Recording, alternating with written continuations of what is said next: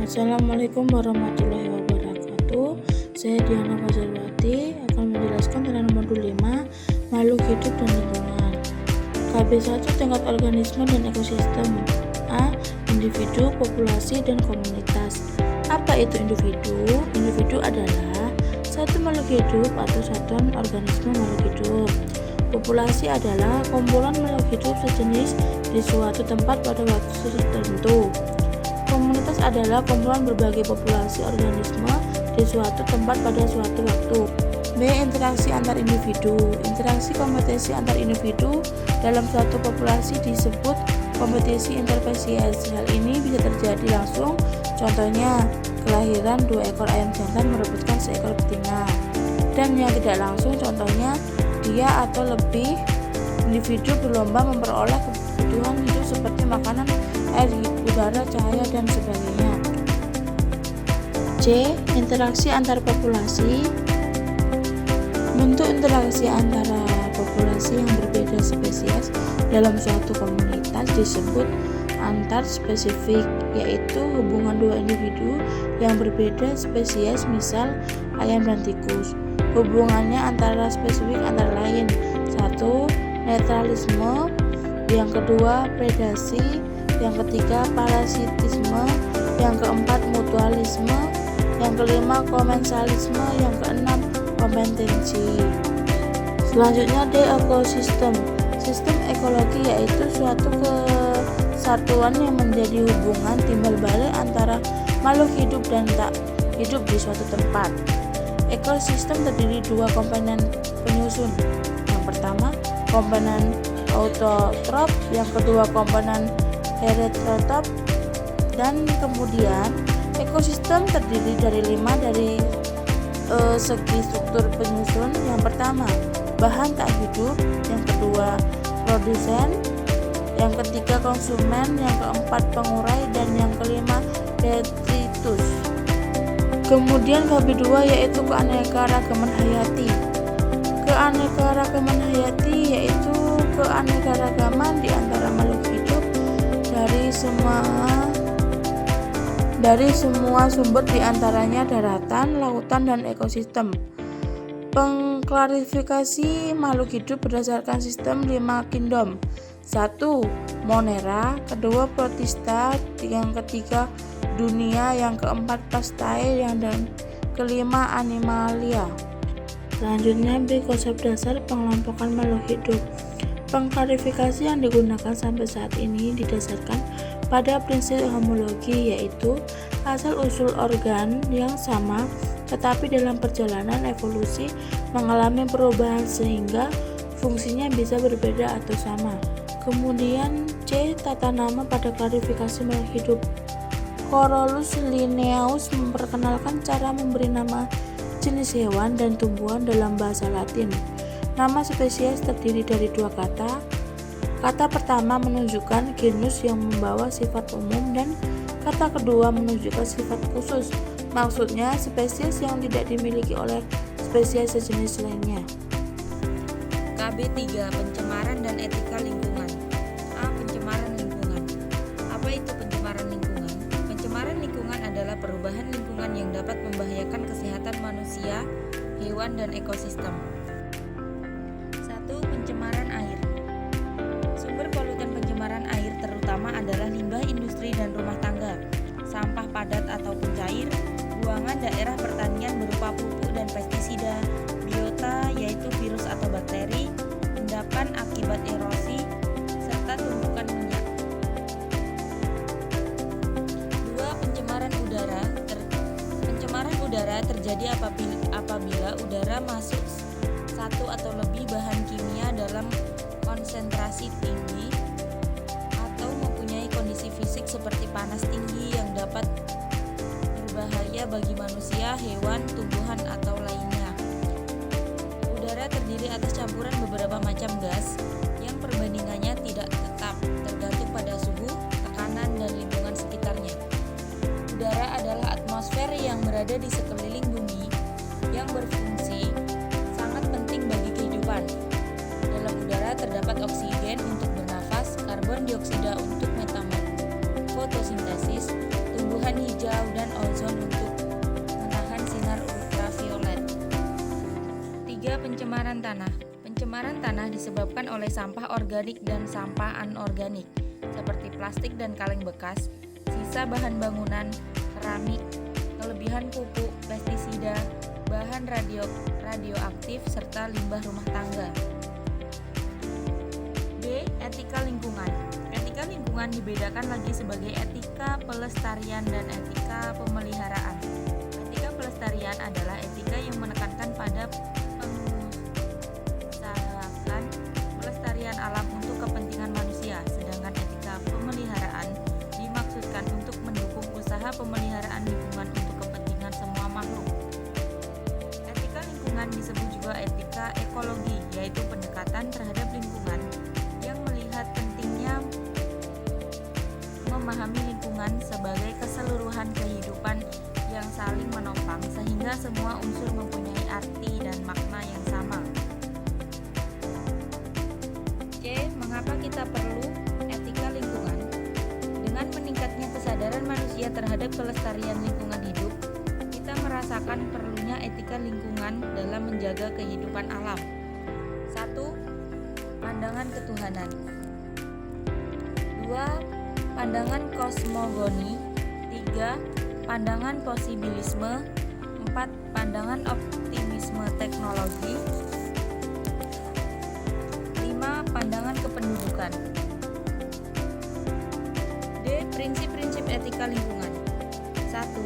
Sikap hormat terhadap alam. Hormat terhadap alam merupakan suatu prinsip dasar bagi manusia sebagai bagian dari alam semesta seluruhnya. 2. Prinsip tanggung jawab.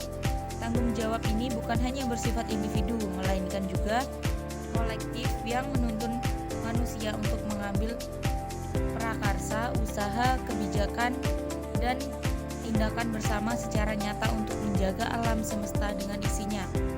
3. Prinsip solidaritas.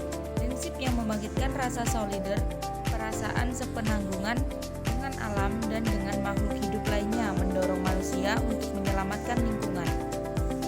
4. Kasih sayang dan kepedulian. Prinsip satu arah menuju yang lain tanpa mengharapkan balasan, tidak didasarkan pada kepentingan pribadi, tetapi semata-mata karena sayang dan peduli terhadap alam. 5. Prinsip tidak merusak. Prinsip tidak merusak ini sangat diperlukan ditanamkan pada anak-anak sejak dini karena sering kita temukan anak-anak yang memiliki kecenderungan sangat merusak sesuatu yang ada di lingkungan. 6. Prinsip hidup sederhana dan selaras dengan alam. Prinsip ini berarti pola konsumsi dan produksi manusia modern harus dibatasi. 7. Prinsip keadilan. Prinsip ini berbicara terhadap akses yang sama bagi semua anggota masyarakat untuk ikut berperan dan bertindak dalam pengelolaan sumber daya alam dan pelestarian alam, serta dapat ikut menikmati manfaat sumber daya alam secara lestari untuk semua lapisan masyarakat. 8. Prinsip integritas moral. Prinsip ini terutama menuntun kita agar mempunyai sikap dan perilaku moral yang terhormat, serta memegang teguh untuk mengamankan kepentingan masyarakat luas yang terkait dengan sumber daya alam. Modul 6 yaitu makanan, kesehatan, penyakit, dan pencegahannya. KB1 yaitu makanan. Makanan adalah suatu bahan yang dapat dimakan. Jika dimakan, dicerna, serta diserap tubuh, makanan akan menghasilkan paling sedikit satu macam unsur gizi yang berguna bagi kesehatan dan kelangsungan hidup. Selain istilah makanan, dalam ilmu gizi dikenal juga istilah pangan. Menurut Undang-Undang Nomor 18 Tahun 2012 tentang Pangan, pada bab 1 pasal 1, pangan adalah segala sesuatu yang berasal dari sumber hayati, produk pertanian, perkebunan, kehutanan, perikanan, peternakan, perairan, dan air, baik yang diolah maupun tidak diolah. B. Fungsi makanan secara umum. Yang pertama, makanan sebagai sumber tenaga atau energi. Yang kedua, makanan sebagai bahan pembangun. Yang ketiga, makanan sebagai pengatur. C. Bahan dan zat makanan. Bahan makanan adalah segala sesuatu yang dapat dimakan atau dimasak dan diolah untuk dihidangkan. Menurut Karsin dalam Baliwati DKK 2010, secara umum makanan dapat digolongkan dalam pangan hewani, misalnya daging, ikan, susu, dan hasil susu. Secara nabati, biji-bijian, kacang-kacangan, sayuran, biji-bijian selain cerealia dan kelompok kacang, buah-buahan, serta pangan lainnya seperti gula, madu, dan jamur. D. Kecukupan gizi yang dianjurkan. Baliwati dan Retnaningsih 2010 menyatakan kebutuhan pangan dan gizi seorang dipengaruhi oleh yaitu tahap perkembangan, yaitu apakah bayi, anak-anak, remaja, atau orang dewasa. Yang kedua, faktor fisiologis. Yang ketiga, kondisi kesehatan. Yang keempat, aktivitas fisik dan ukuran tubuh. E. Penyakit-penyakit yang berhubungan dengan makanan. 1. Penyakit keracunan yang ditimbulkan oleh mikroorganisme yang mencemari makanan. Yang kedua, penyakit karena cacing. Yang ketiga, penyakit yang ditimbulkan oleh zat-zat dalam makanan. Yang keempat, penyakit yang timbulnya berkaitan dengan diet. Timbulnya penyakit ini memang tidak hanya ditimbulkan oleh faktor diet, namun ada faktor lain yang turut berperan, yaitu yang pertama penyakit kardiovaskular, yang kedua ada penyakit kanker. Yang F, pedoman susunan makanan sehat. Zat gizi yang dianjurkan ditambah untuk dikonsumsi dengan harapan dapat memenuhi kebutuhan gizi, mengurangi obesitas, dan mengurangi munculnya penyakit adalah 1. Buah-buahan dan sayur segar untuk memenuhi kebutuhan vitamin dan mineral. Yang kedua, biji-bijian. Yang ketiga, susu dan produk olahan dari susu yang memiliki kandungan lemak rendah. Yang keempat, makanan mengandung protein yang mengandung lemak rendah. Modul 6 KP2 Kesehatan Penyakit dan Pencegahannya. Usaha kesehatan perorangan, masyarakat, dan lingkungan merupakan usaha untuk melindungi dan mempertinggi derajat kesehatan masyarakat. Usaha yang dilakukan secara berorganisasi bersama. Contoh usaha perorangan: memenuhi gizi, merebus air sampai matang, gosok gigi, mencuci tangan, istirahat yang cukup, pemeriksaan kesehatan secara berkala. Penyakit menular. Cara penularan penyakit: 1. Masuk melalui saluran pernapasan. Yang kedua, masuk melalui saluran pencernaan. Yang ketiga, masuk melalui kulit. Penyebab penyakit menular: yang pertama, serangga. Penyakitnya malaria, demam berdarah, dan penyakit pencernaan. Selanjutnya, cacing dapat menyebabkan penyakit pada manusia seperti cacing tambang, cacing gelang, cacing kremi, dan cacing pita. Protozoa yaitu bibit penyakit seperti malaria. Bakteri terdiri dari penyakit TBC, kolera, basiler, disentri, dan lepra. Virus dapat menyebabkan penyakit polio, campak, hepatitis, rabies, dan demam berdarah. Jamur dapat mengakibatkan penyakit kulit seperti kadas dan panu. Penyakit menular yang umum di Indonesia yang pertama yaitu iritasi gatal-gatal, kemudian infeksi pada cacing tambang, gatal bronkitis, batuk, sembelit, diare, wajah pucat dan bengkak. Kemudian infeksi pada cacing gelang, meningitis.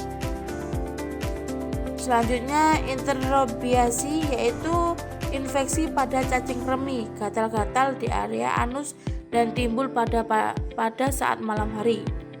Kemudian filariasis, yaitu infeksi cacing filaria radang dan mencapai suhu 40 derajat. Kemudian amebiasis, yakni berupa kista infektif, bisa berinfeksi dan menyebabkan ke hati, otak, dan paru-paru. Penyakit malaria disebabkan oleh gigitan nyamuk betina. Kemudian toksoplasmosis, yakni infeksi parasit seperti getah bening. Kolera adalah penyakit mematikan, penularannya melalui tinja, muntah, dan hewan lalat. Difteri adalah penularan melalui tangan dan sapu tangan. Disentri hasiler, yaitu penyakit diare. Penyakit tetanus dapat menular terjadi melalui luka. Tuberkulosis, yakni penyakit TBC. Campak adalah virus rubella, penularan melalui udara seperti berbicara. Demam berdarah disebabkan oleh virus yang berasal dari nyamuk Aedes. Poliomyelitis menular melalui makanan dan minuman. Rabies, yakni infeksi virus rabies melalui air liur anjing. Penyakit kulit yang disebabkan oleh virus, penularannya seperti pakaian, alat tidur atau bantal dan selimut dan handuk. Pencegahan penyakit menular, yang pertama, memberikan vaksinasi atau imunisasi. Yang kedua, mempertinggi nilai kesehatan. Yang ketiga, pemeriksaan kesehatan berkala. Penyakit menurun diwariskan, yang pertama, brachydactyly, polydactyly, osteogenesis imperfecta, kebotaan, kelainan kekentalan sekret kelenjar mukosa, penyakit tuli bisu, albinisme, hemofili, buta warna, talasemia, diabetes mellitus, hipertensi, jantung istem